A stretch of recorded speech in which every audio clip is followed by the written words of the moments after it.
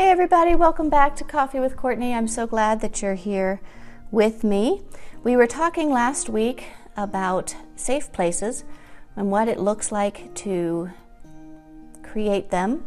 We talked about the fact that the Lord is our ultimate safe place and that He not only invites us to hide in Him, He commands it.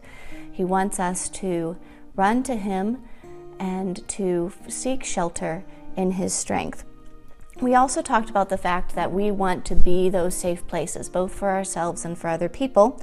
And we just started with the idea of what things destroy the trust, vulnerability, and love that needs to exist in a safe place. And I suggest these three limitations. Certainly there would be more, but I want to start with these three. A fake place, a cruel place, and a permissive place. So when we think about a fake place, I just think of how easy it is to create that space accidentally, because vulnerability is hard, right guys? Like the vulnerability to admit our hurts, our hang-ups, our weaknesses, that's hard, and not everybody has room for it, and we can't always tell when we're in a space that has room for our real and a space that doesn't. And so fake just seems like such an easier solution. It's prettier. Sometimes it even feels more godly as it looks right. I remember a song from when I was in college that called the church Shiny Plastic Steeples, full of shiny plastic people.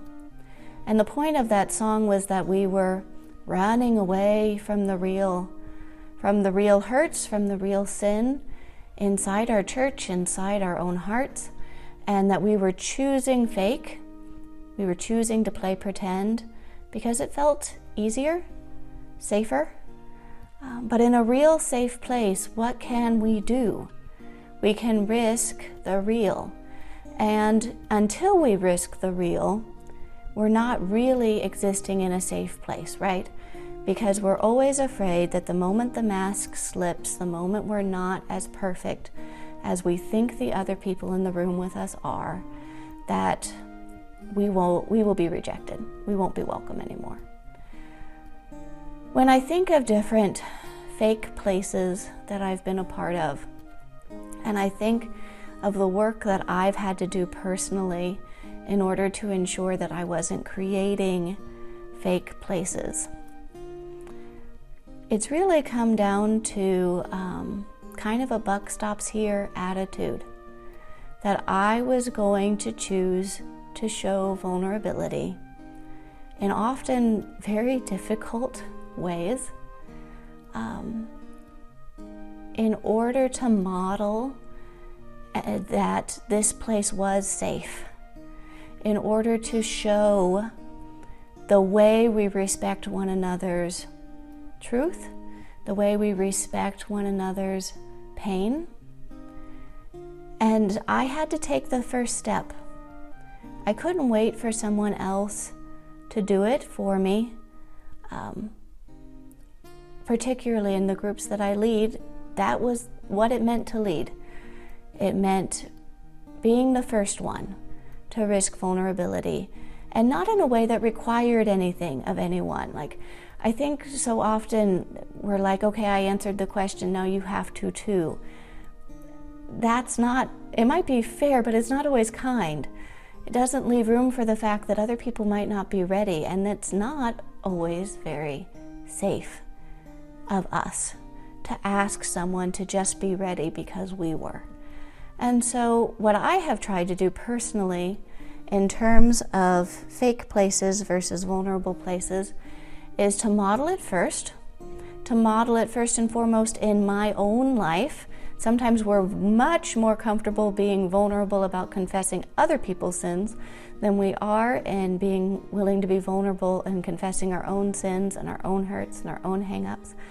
I try to avoid that. When my vulnerability sounds more like a rant session, it's probably not vulnerability.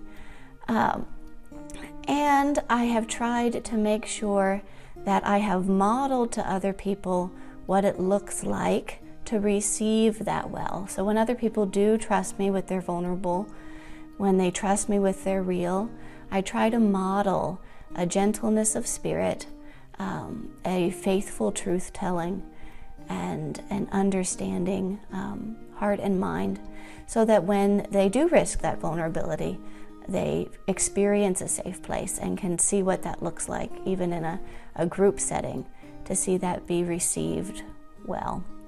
And certainly it's not perfect, right? There have been times where I've had to say, oh, I thought that was vulnerability last week, but I probably have to say that there was probably a little too much of my own hurt and my willingness to say something that shouldn't have been said. And we own that too, right? We own that with one another in safe places as we create them. And we risk it one step at a time, small things first, moving on toward the big, as we create a space that has room for that. The second place that certainly we recognize isn't safe, but I don't always think we realize when we're doing it, is that cruel place. I've heard it said that there's nothing more loving than the truth, and to a certain extent I agree with that. The truth is so key and so important, but there is a difference between truth said in defensiveness or truth said out of a desire to hurt versus truth said in love. And we don't always check our hearts enough in the first place to know the difference. Sometimes I think in the name of being real, we can justify being cruel, because we'll just say, well, this is just who I am. This is just how I react. You have to take me for what I am.